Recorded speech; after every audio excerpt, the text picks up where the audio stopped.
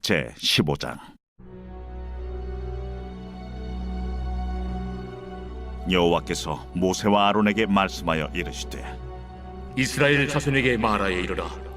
누구든지 그의 몸에 유출병이 있으면 그 유출병으로 말미암아 부정한 자라.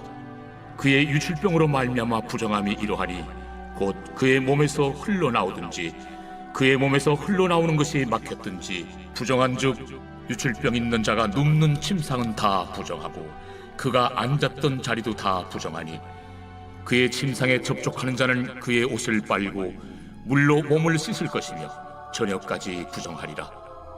유출병이 있는 자가 앉았던 자리에 앉는 자는 그의 옷을 빨고 물로 씻을 것이요 저녁까지 부정하리라.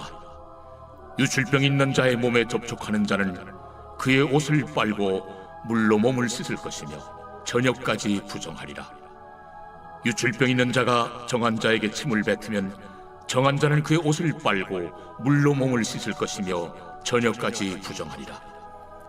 유출병 있는 자가 탔던 안장은 다 부정하며 그의 몸 아래 닿았던 것에 접촉한 자는 다 저녁까지 부정하며 그런 것을 옮기는 자는 그의 옷을 빨고 물로 몸을 씻을 것이며 저녁까지 부정하리라. 유출병이 있는 자가 물로 그의 손을 씻지 아니하고 아무든지 만지면 그 자는 그의 옷을 빨고 물로 몸을 씻을 것이며 저녁까지 부정하리라. 유출병이 있는 자가 만진 질그릇은 깨뜨리고 나무 그릇은 다 물로 씻을지니라. 유출병이 있는 자는 그의 유출이 깨끗해지거든 그가 정결하게 되기 위하여 이레를 센 후에 옷을 빨고 흐르는 물에 그의 몸을 씻을 것이라. 그러면 그가 정하리니 8째 날에 산비둘기 2마리나 집비둘기 새끼 2마리를 자기를 위하여 가져다가 회막문 여호와 앞으로 가서 제사장에게 줄 것이요 제사장은 그 한 마리는 속죄제로 다른 한 마리는 번제로 드려 그의 유출병으로 말미암아 여호와 앞에서 속죄할지니라. 설정한 자는 전신을 물로 씻을 것이며 저녁까지 부정하리라. 정수가 묻은 모든 옷과 가죽은 물에 빨 것이며 저녁까지 부정하리라. 남녀가 동침하여 설정하였거든 둘 다 물로 몸을 씻을 것이며 저녁까지 부정하리라. 3월 26일 레위기 15장 1절부터 18절 말씀입니다.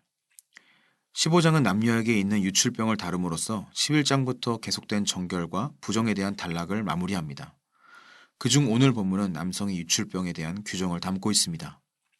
악성 피부병과 달리 유출병은 매우 개인적인 사항이기 때문에 제사장도 판정하지 못했습니다.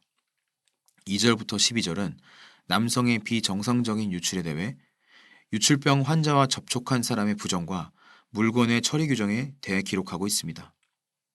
남성의 유출병은 환자 본인만이 아니라 유출병과 접촉한 사람도 부정하게 만듭니다.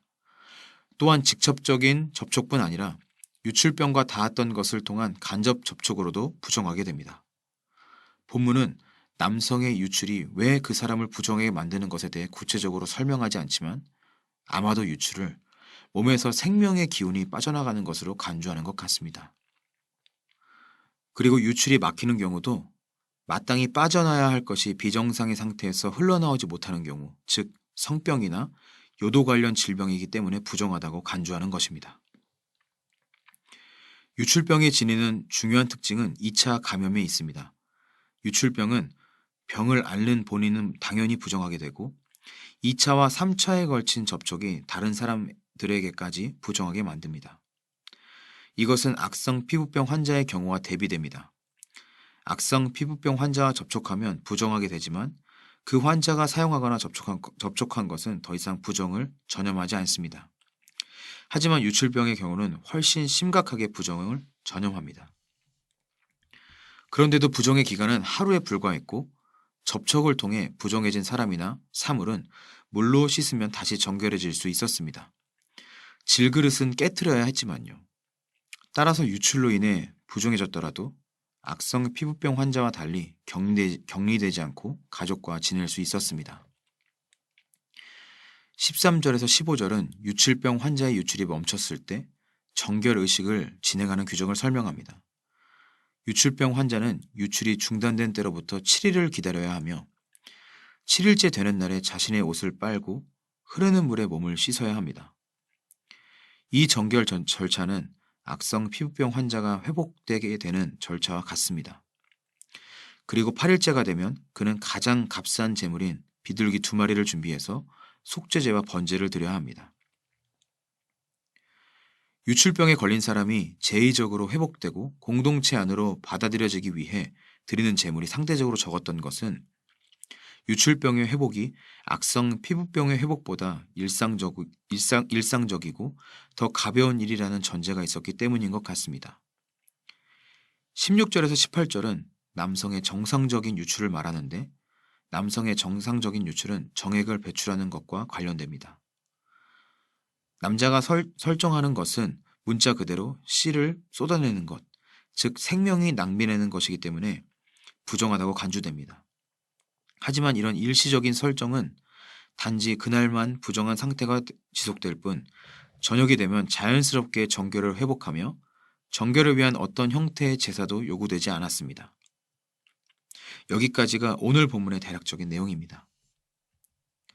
아무도 보는 이 없을 때 당신은 누구인가? 라는 책을 보신 분이 계실 거라 생각합니다. 오늘 본문은 제사장조차 진단할 수 없는 부정에 대해 말하고 있습니다. 아무도 보는 이 없을 때 저와 여러분이 은밀한 가운데 보시는 하나님 앞에 부끄럽지 않은 생각과 행동을 유출하지는 않는지 돌아보면 좋겠습니다. 읽고 이해하기도 묵상하기도 쉽지 않은 오늘 본문입니다. 본문이 말하는 부정한 모습은 내게 없을지라도 성이 상품화되고 하나님의 법과 질서에 어긋나는 성적 가치관과 행동들이 자연스럽고 아름다운 것으로 미화되는 사회에서 나의 성적 정결함은 어떤 모습인지 생각해보면 좋겠습니다. 아무도 보는 이 없을 때에도 저와 여러분은 정결한 하나님의 사람이기를 기도합니다. 기도하겠습니다. 하나님, 성적 정결과 부정의 기준이 너무나 다른 세상을 살아가고 있습니다.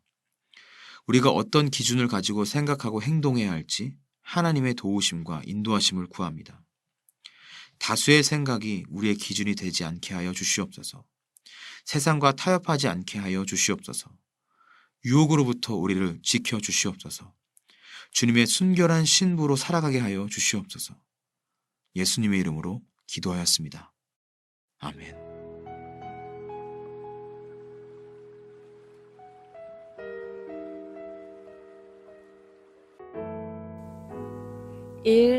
오심 기도. 하루 5번 마음을 다해 드리는 기도. 나는 죽었습니다. 제가 주인이 아니고 예수님이 저의 주인이십니다. 예수님은 십자가에서 죽으시고 부활하셨습니다. 부활하신 예수님을 가슴으로 만나서 따라가며 간증합니다. 사랑하는 가족과 함께 영광스러운 승리를 노래합니다.